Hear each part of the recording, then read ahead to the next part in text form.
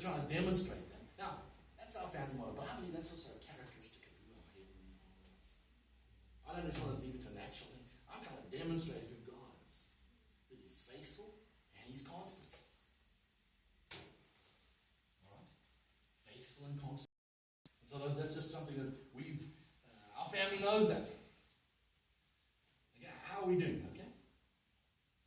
Just checking. Are we doing okay? Are we doing okay? I'm not just checking. Make sure we do what we do is what we say. What we say is what we do. Next, to be affirmative. Second responsibility in fatherhood is to be affirmative. And that is to cultivate, to improve, to inspire, to make declarations, and to bless. That means a father is responsible to affirm. I don't say affirm, it means to affirm. That means to cultivate, improve, inspire, make declarations over your family and your children, and to bless them. Right? There's something about a father's blessing. Right? Now, when Pascal and I, we had these 3 children, Malcolm, Jennifer, and Brent. They were all very different. And we tried to encourage each one as they were unique. Each one for who they were. We didn't say, you're going to be like me. This is what's going to happen. And no, we try to give them and encourage them in their area of uniqueness. Let them become all they can become in Christ. Right? But to inspire them, whatever that may be. It means that we've had some interesting rides, interesting places we've been to.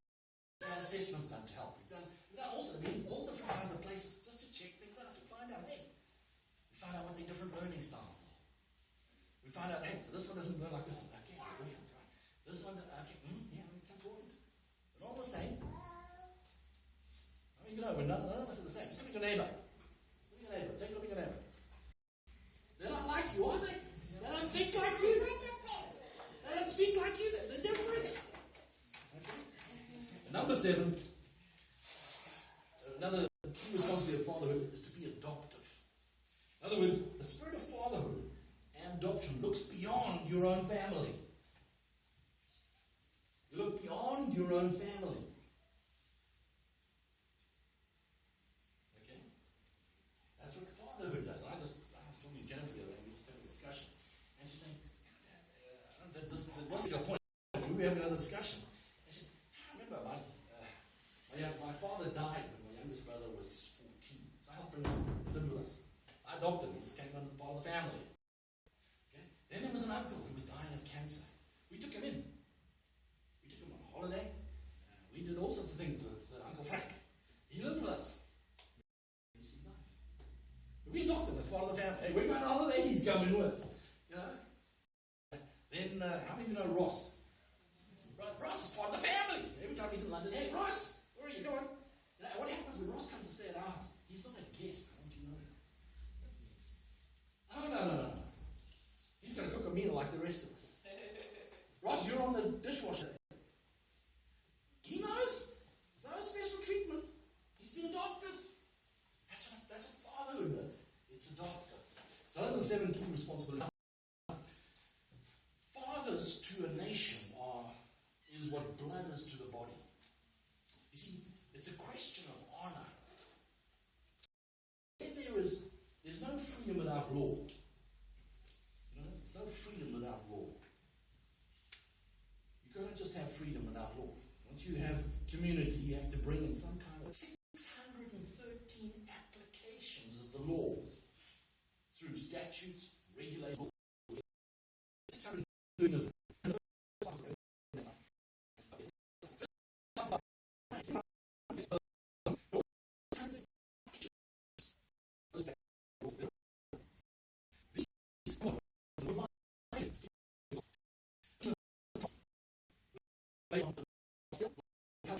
Protection of your marriage. You should not commit adultery. Those are all laws or commandments that we get.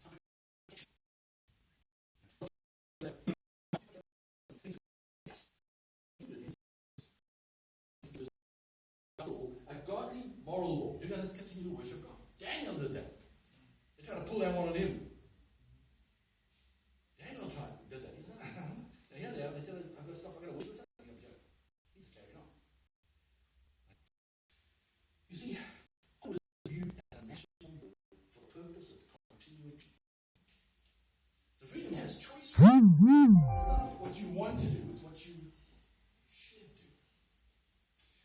Fatherhood's under attack today. We see that today through the media, through movies, through sitcoms. The dad's always he's the fool.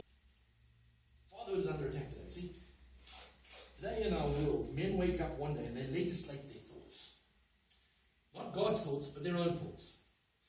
Gender choice, same-sex marriage, abortion. In Germany right now, they're trying to legislate.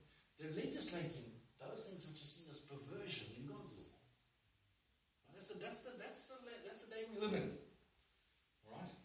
But you see, what about same-sex marriage? It was on the news this morning before I came. But really, it's a question of honor. You see, in Deuteronomy chapter 22, if you want to go there with me, Deuteronomy 22.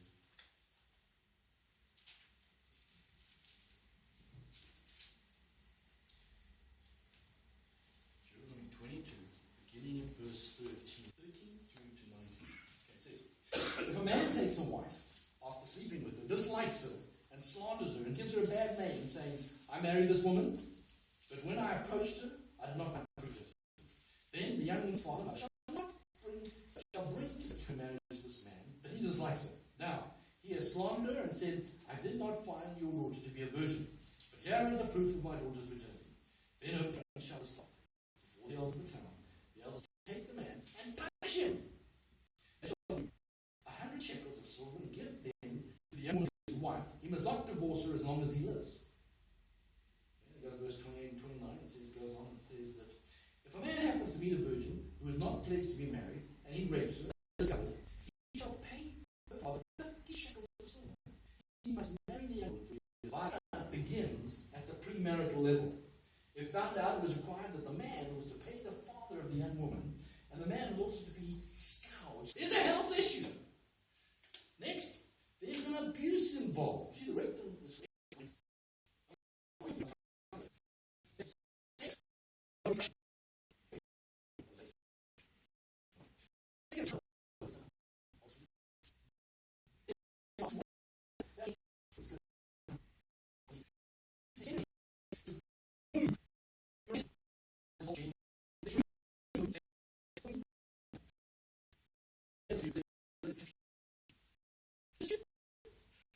whatever you like, be who you want.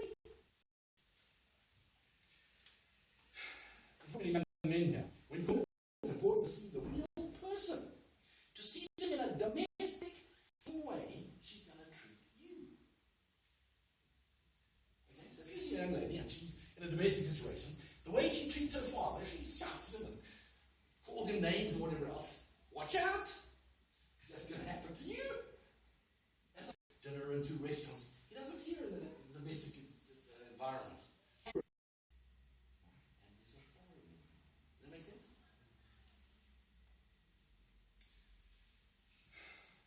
So that's why a woman is under submission to her father or her husband. It's a parenthood. This speaks of inheritance. Okay, so the first one has to do with authority and submission. Okay. The second one has to do with preparation of an estate. Okay, this speaks of inheritance.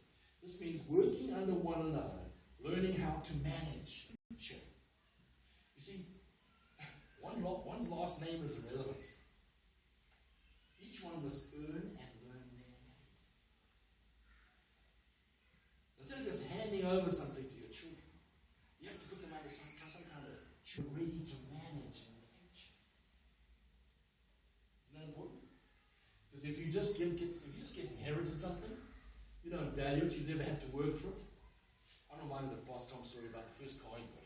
His father gave him his first car. You know, he blew the engine, blew it. Yeah, he said this in public, so that's why I'm able to share it. It's like private thing. And the next one, he had to go and buy himself. You think he had a different value system after that? Oh, he tells the story. Why? Because now it has more value. It wasn't just given. You had to earn it. That's part of the challenge in today between different generations. Everything. Whereas you valued something. You valued something. That's one of the things I do. I'm aware of different people and how they respond in things like that.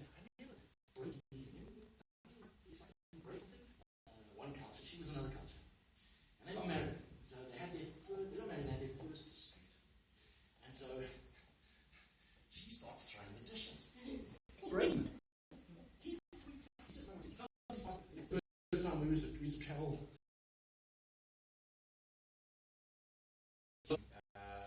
That I've seen verses in Proverbs 11. The one that I like: "Who trusts in their riches will fall, but the righteous will thrive like a green leaf." And obviously, the purpose of parenthood, the purpose of offering, is to give